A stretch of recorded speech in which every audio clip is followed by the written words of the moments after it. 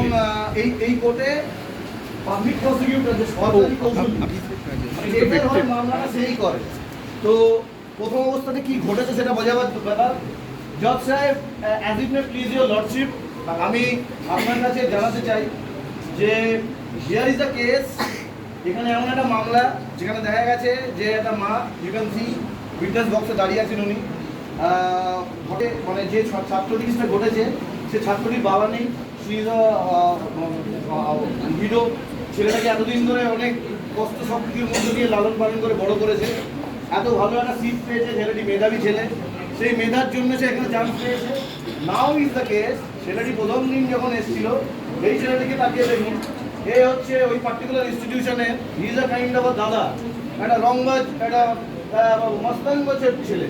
এবং ব্যাপার হচ্ছে যে যে জুনিয়র ছেলে তারা যখন আসে তারা মোটামুটি প্রথম অবস্থাতে এইসব ছেলেপিলেদেরই শিকার হয়। এবং প্রথম যে দু তিনটে ইন্টারাকশন হয়েছে তখন সে এর ঘাড়ে, মানে যে ছেলেটি মারা গেছে তার ঘাড়ে এমন একটা প্রেশার ক্রিয়েট করেছে, আলটিমেটলি তার কোনো রাস্তা ছিল না, সে মৃত্যুর পর বেঁচে নেয় বিষ পান করে। এবার প্রথম প্রশ্ন আসছে যে ইফ ইউর অনার পারমিটস, আমি একটা ছোটো প্রশ্ন করতে চাই এনার মায়ের কাছে আপনার অনুমতি নিয়ে। পুরো কোর্টের সামনে আপনি একটু বলবেন যে আপনি ভর্তি করবার পরে দু একবার যে কথোপকথন হয়েছিল আপনার সন্তানের সাথে, যে কথা হয়েছিল ওভার ফোন, আপনি না তো দূর দেশে থাকেন, তো আপনার ছেলে কি কিছু বলেছিল যে সে ওখানে কেমন আছে, সুস্থ আছে কি অসুস্থ নেই? আমার ছেলে বারংবার আমাকে ফোন করে জানিয়েছে যে সে ভালো নেই।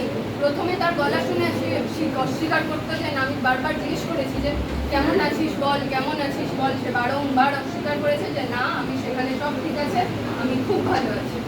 তারপরে হঠাৎ করে একদিন ওর আত্মহত্যা, লেট মি ক্লিয়ার, ও আত্মহত্যা করেনি, ওকে মেরে ফেলা হয়েছে।